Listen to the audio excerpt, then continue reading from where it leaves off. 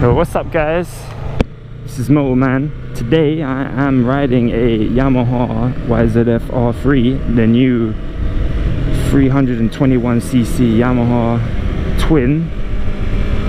Just got on it and my initial impressions straight away are the position is very comfortable, the tank is super slim and that's very nice. The power, I haven't got to that yet because I've literally just started riding it. Yeah, the handlebars feel way more, compared with the R6, they feel way more, I don't know what those bars are called on Harleys, but you know those monkey bars, you know, fucking they're way closer to being, they feel like that after coming off the R6, to be honest. But I'm sure that all the other kind of entry-level beginner bikes, i.e. the Ninja 300 and 250 and the CBR 250 and 300, I'm sure they will be the same. Yamaha YZF R3 versus Ghetto 2-stroke.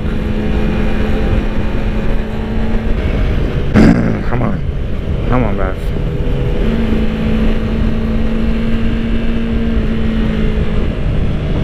It's definitely got the nice hum of what reminds me of the R6.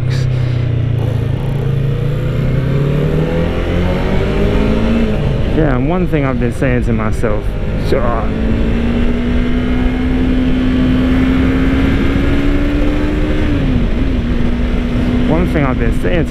while riding this is that it doesn't feel like a twin to me. So far, it doesn't really feel like a twin. It doesn't feel like a twin to me. It hums well, the vibrations, they're pretty minimal, I must say. For a twin I was expecting more.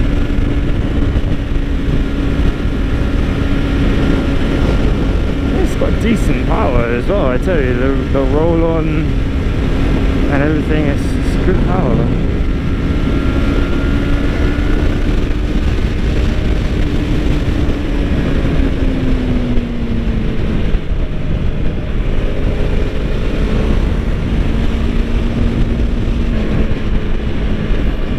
Well, I must confess that this is impressing me a lot.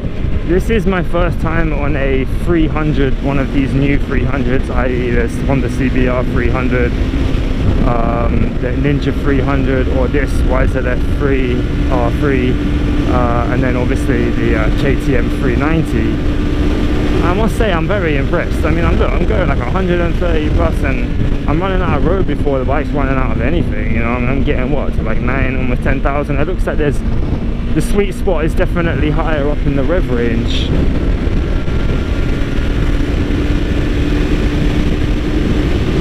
Yeah, I know, not the best overtaking, but they're meant to be in the freaking slow lane.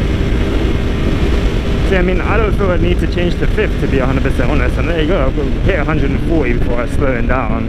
I'm not whacking the throttle, I'm gradually increasing my speed. I'm heading for the mountains. No doubt there'll be some amazing views in this video. Is when I get up to those mountains, I'll start commenting on the handling, because right now I've only been hitting straights. On green, I'm going for it. Nah, this guy just fucking pulled out on me.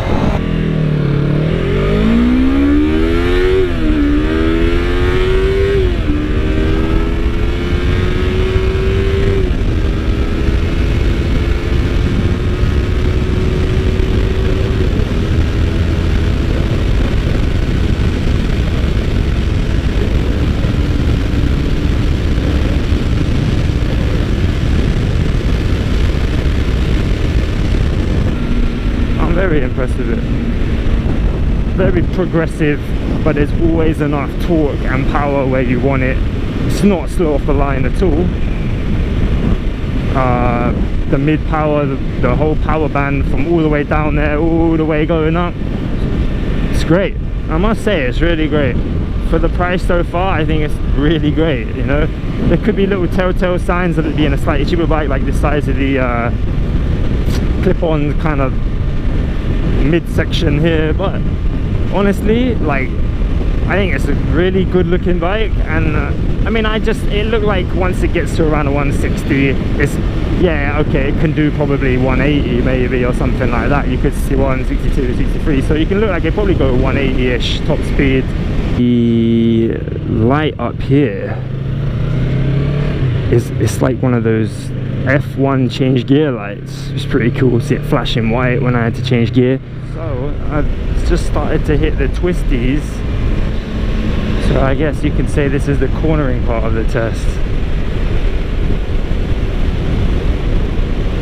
Yeah, well, that felt very good. The weight makes it very nimble. Oh wow. Oh my, well, I'm very impressed with how that felt. Fucking hell. I just went down a gear right as going into that corner. I went down a gear, so didn't see that doesn't upset it at all. Feel how I went down a gear. Oh wow. Well, this handles very well so far anyway.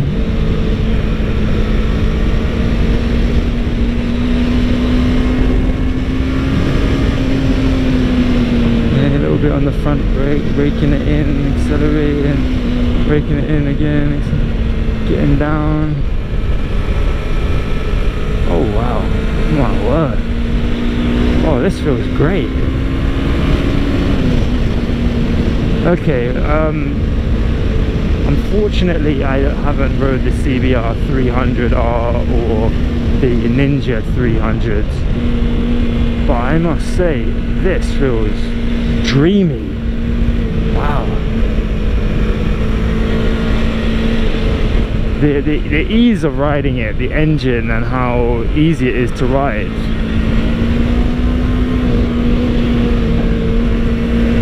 Is mixed with the chassis, feels amazing. Feels really amazing. Oh wow, I mean, I'd say initial impressions, I give it a 10 out of 10 for how it feels in the corners. Oh, I feel very comfortable. Very, very comfortable with how low I'm getting completely with everything so far. I don't know. I mean, I'm not low or anything, but for like general casual wear,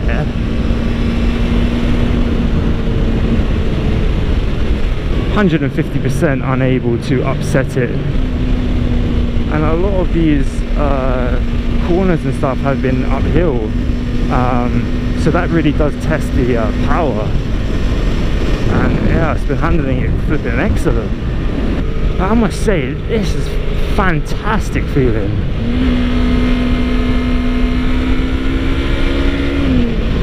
Oh my word, I just like went down a gear to see if there was any more power. I am blown away.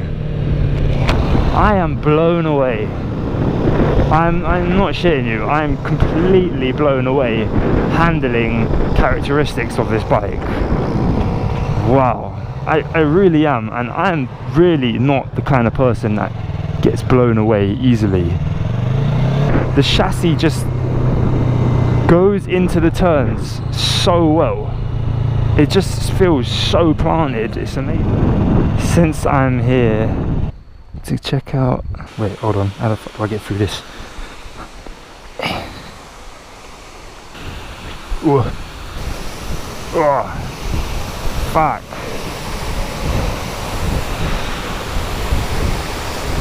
Whew, my word, feel that wind.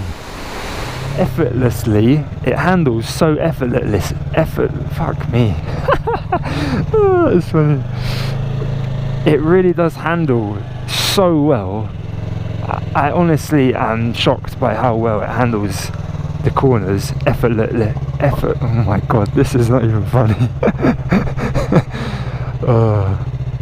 Okay, so let's do a little walk around of this puppy. So a little some specs for you guys. Let's get the specs out. 321 cc's right there in the engine. 42 horsepower, which I must say I'm impressed with. It's also got 21 foot-pounds of torque and weighs 169 kilos. So they're the key facts for you. 169 kilos is fully 150% everything in it ready to go, fully oiled wet weight, which is obviously the important weight that everyone cares about. That is a beautiful bike, don't you think? I think that is gorgeous. I think that headlight assembly right there is flipping gorgeous. Look at it. It's fucking gorgeous, that is. I think it's a really nice looking bike. And my initial reactions when I saw it, I thought it looked kind of small. So I thought, it's a bit small looking, so it kind of gives it away. But I kind of take that back, I don't actually think it is. I think, changing the tyres and stuff makes it look a bit bigger. If you've got a bit bigger tyres on it, stuff like that. I think it's a gorgeous bike. I really do. I really love the red. I love the red more than the blue. They also have a black here, and I really like the red. So as you can see, these are spoked rims. How many are there? 1, 2, 3, 4, 5, 6, 7, 8, 9, 10. 10 spokes. Rims. There's a 140 tyre on the back, which is pretty decent. I mean, I'm sure there's enough chain area there that you could probably get a 150. I reckon you could get a 150 on that, but I must say they've hooked up great, really great as a 110 on the front, like you would expect.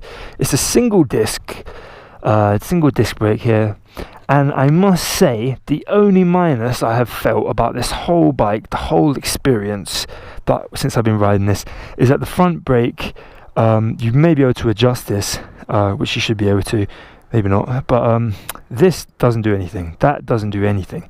It all comes in about here. Now I ride with 2 or 1 fingers on the brake, so it feels like it's not quite got enough bite. But then again, if you ride with a whole hand, I'm sure that's not a problem for you.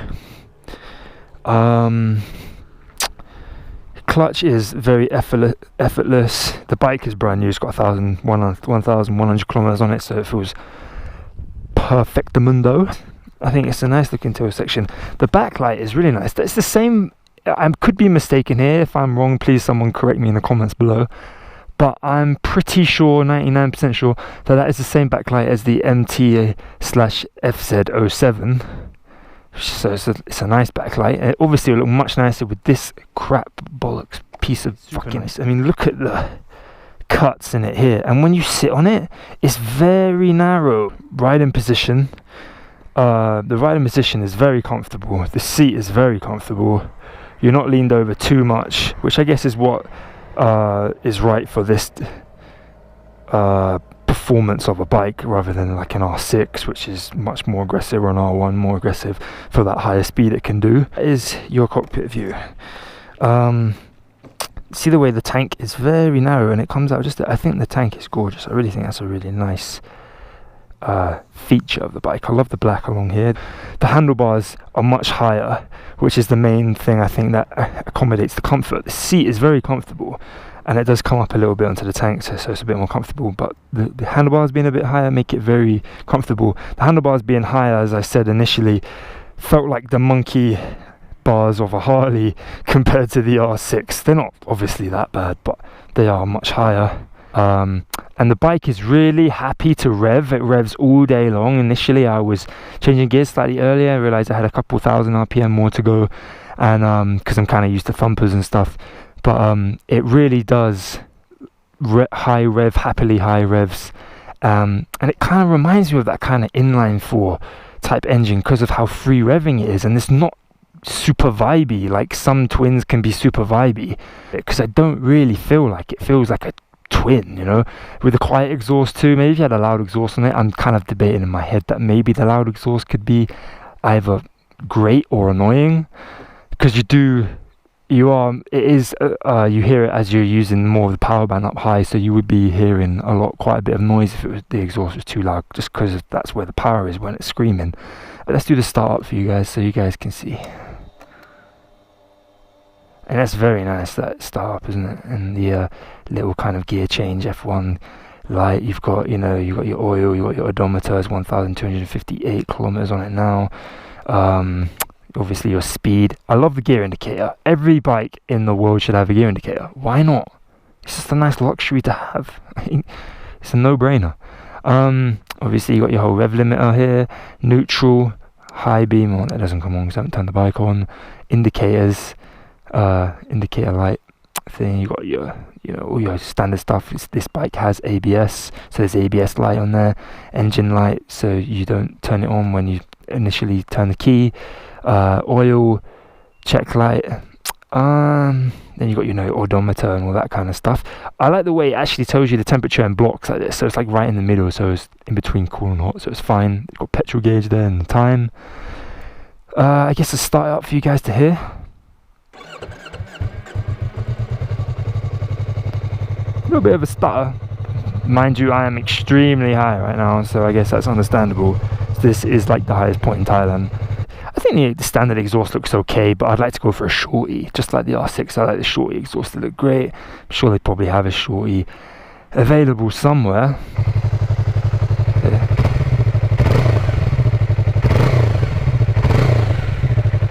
It's very quiet.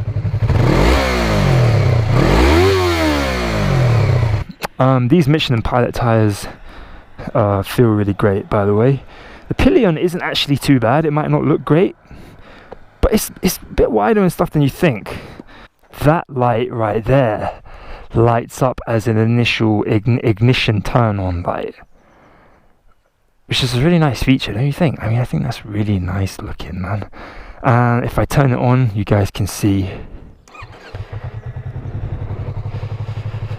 So there you go, there's your low beam, and obviously when I turn high beam on, the other one comes on.